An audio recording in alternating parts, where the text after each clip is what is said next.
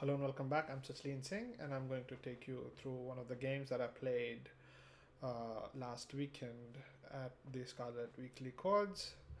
So I was right in this and I was playing a considerably lower rated player, so I was trying to get into a position where there's some imbalance but not also trade pieces right away. But he played really well, and I didn't realize that he already knew that line that well. And plus, I forgot my openings that I have learned over the time.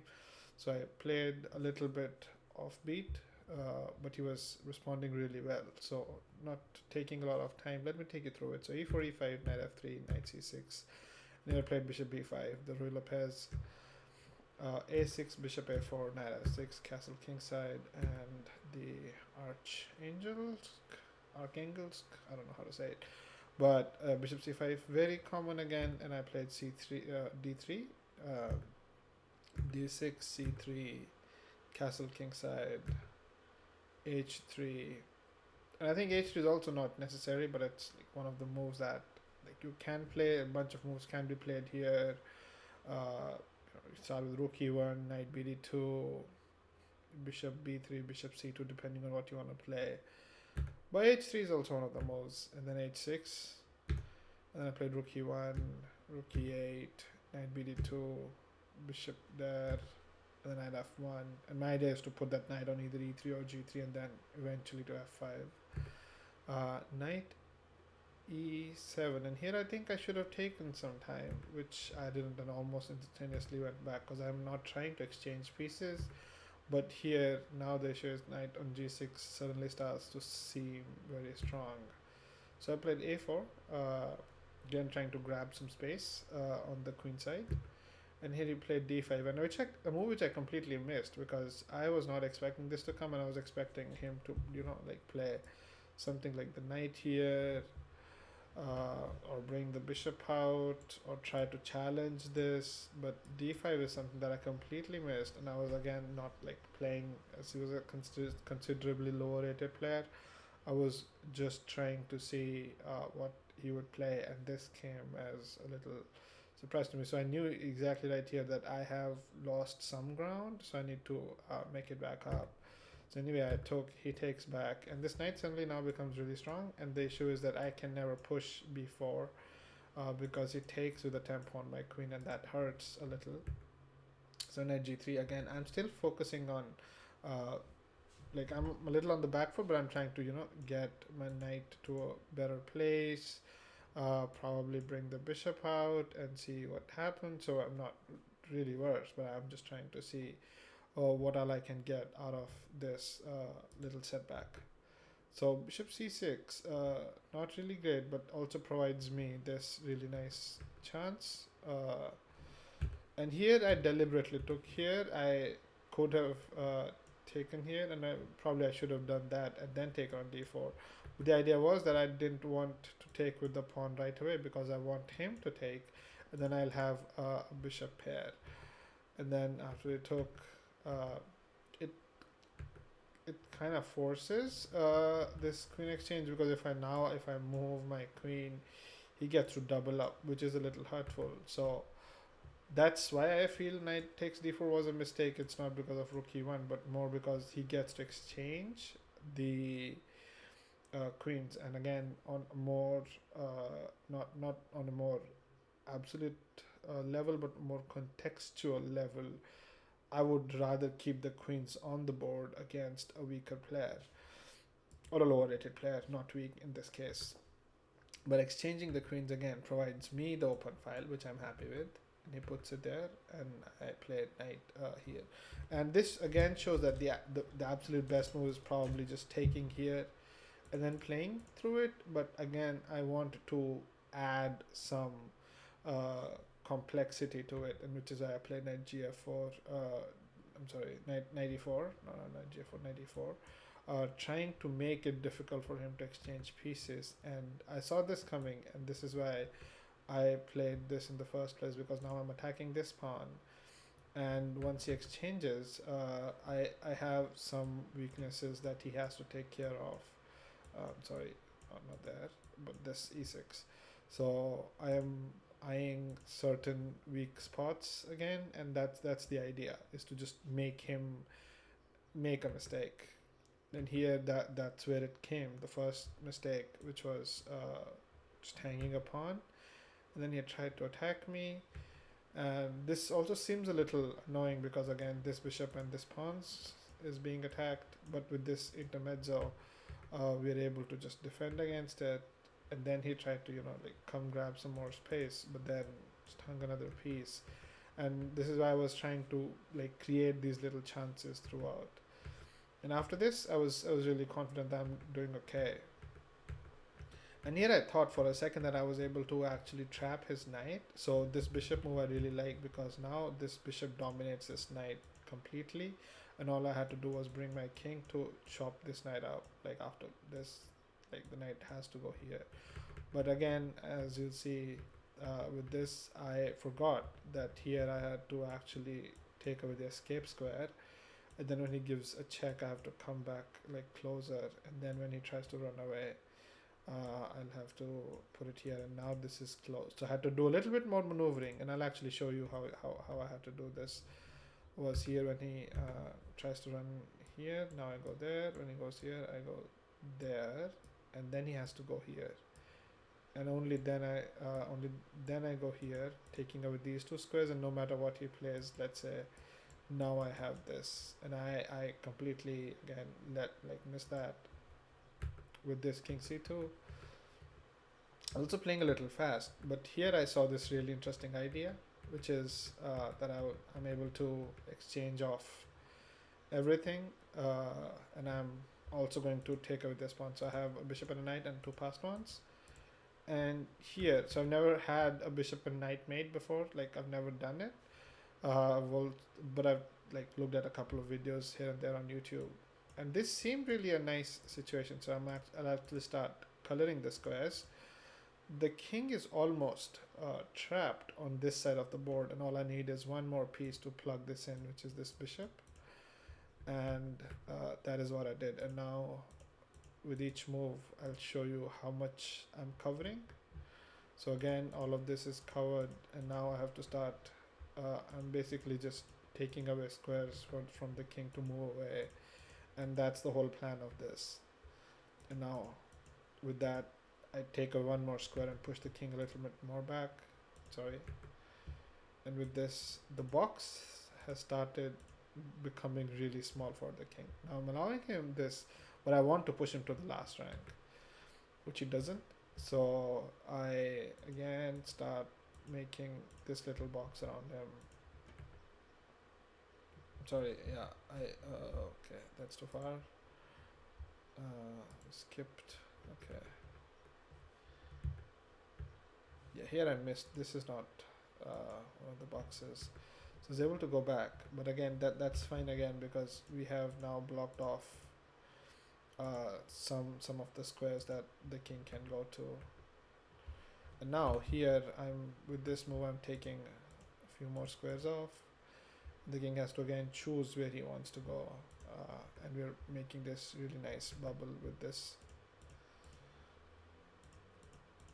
for the king again. And here there's this really nice block happening now. Sorry, now again this king is kind of blocked, and I have to take this square away, so I put the knight there, and now all of this is covered, and this is starting to get forced into the corner. And with this we have this outlet covered, and he can come back, but he cannot go back to here. So here, let's mark these really quick. Right, so all of this is covered, but he can't go back here because this knight comes in with, sorry, checkmating ideas.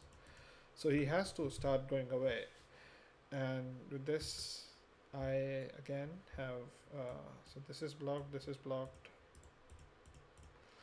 and the king is now in this little area, and once he moves, and now this is what has formed against the king.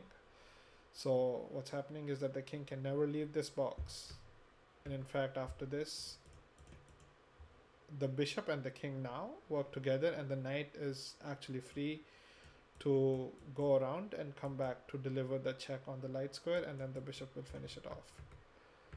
So we follow the same procedure, and through all of this, all these squares, are closed, and is able to deliver checkmate this way. So most of this, again, with the bishop knight checkmate, is that the king and the bishop will work in tandem, and the knight hops around covering whatever's left, and they all three have to work together, but you will usually form a movable wall in a certain way, that either you are pushing the king backwards to the edge, or it's just checkmate like this. There was this hole once available, and that you can come here, but then you get checkmated with the king and the bishop here and the knight coming here, or you can move to the corner, and then I'm happy to like push.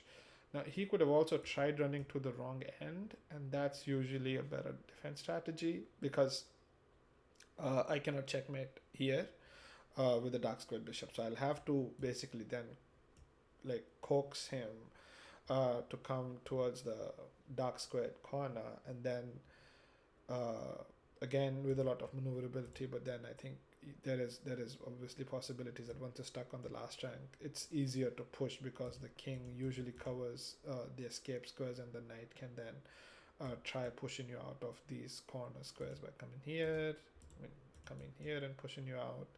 And then the bishop is a long range piece which can try like taking away squares from both sides. So let's say the king is here, then you can put the bishop here or here.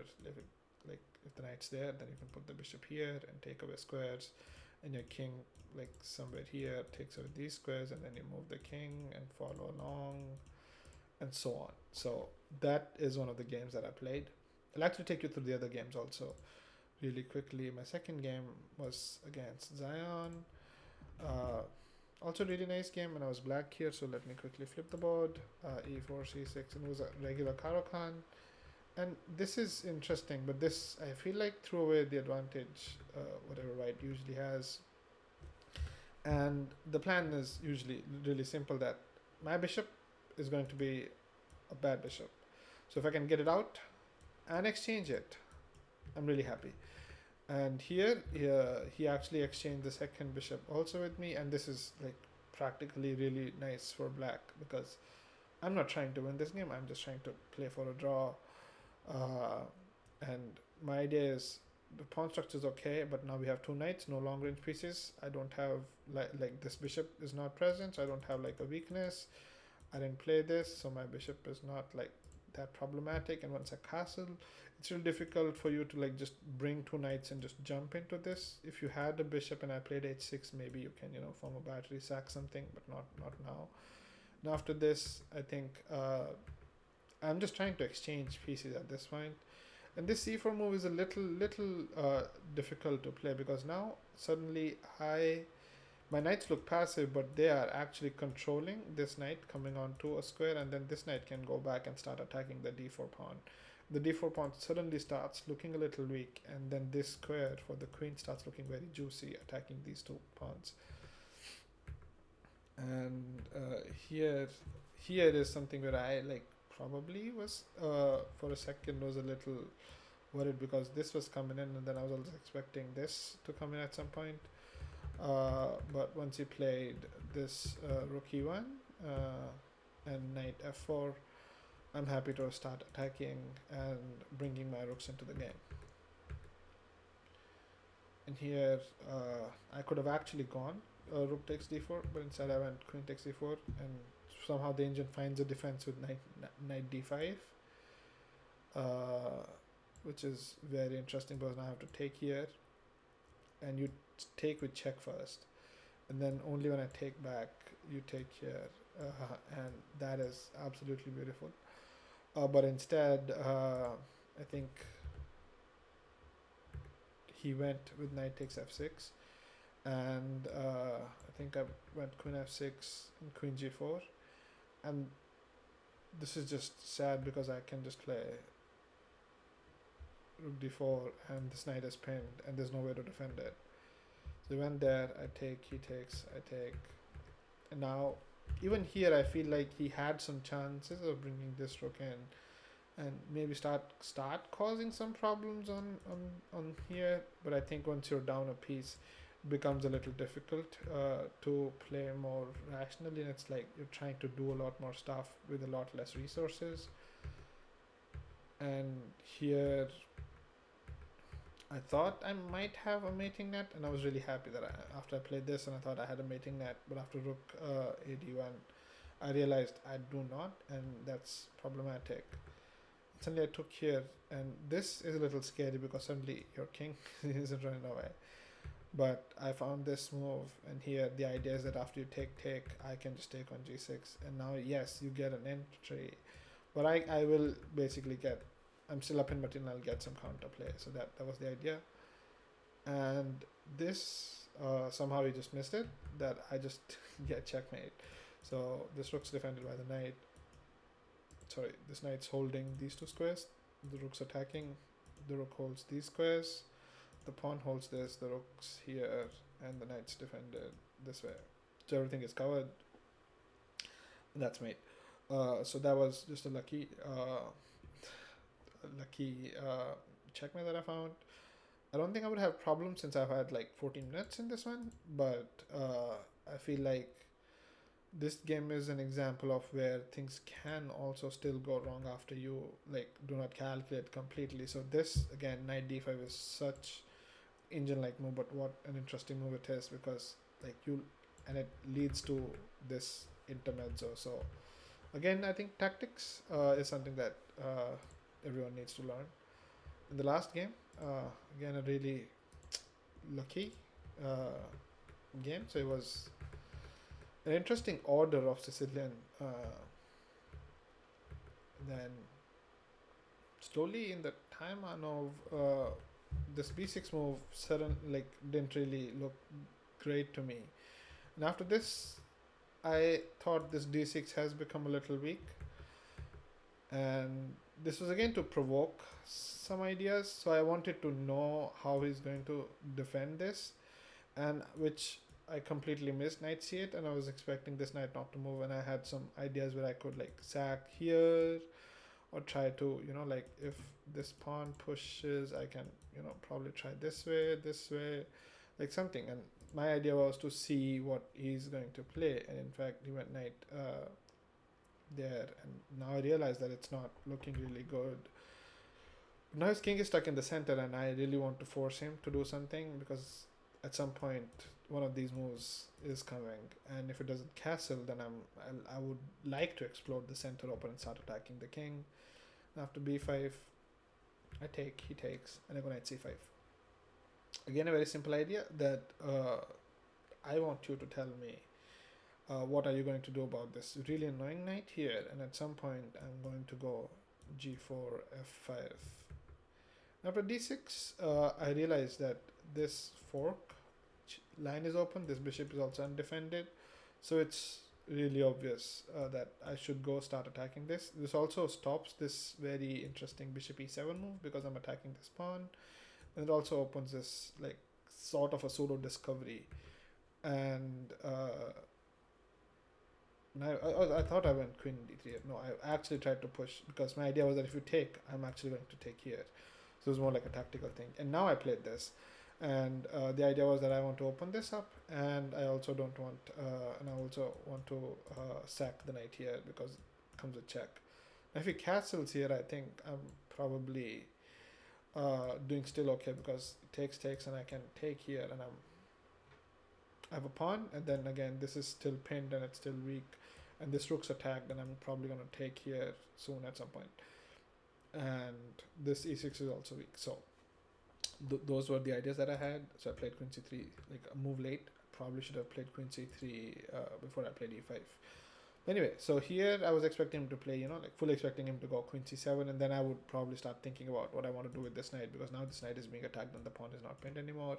So probably knight d3 was on the cards, knight b3 was on the cards, depending on where the knight would like to go, So it's one of these places or this. And then do I want to put like go this way so that I can like this way so that I can push this, and like once takes I can get the knight here attacking this, or do I want to go this way and then attack this pin piece for a little while. So those were the ideas, but he played d5, and then after takes this position is already resignable, because if you try to defend this check like this, I'm going to go here, and if you have to move the king or the queen, and then this rook is obviously lost. So that was the end, but I think I enjoyed the whole tournament. But I think the first game was very interesting again, because it was a considerably lower rated player who played really well until the later half of the stage, where he basically just lost. But I had to put a lot more psychological pressure and play like a bit more manipulatively in this one than the other two games, where I played a little bit more straightforward and just put pressure on times. And he also managed his time really well. So this is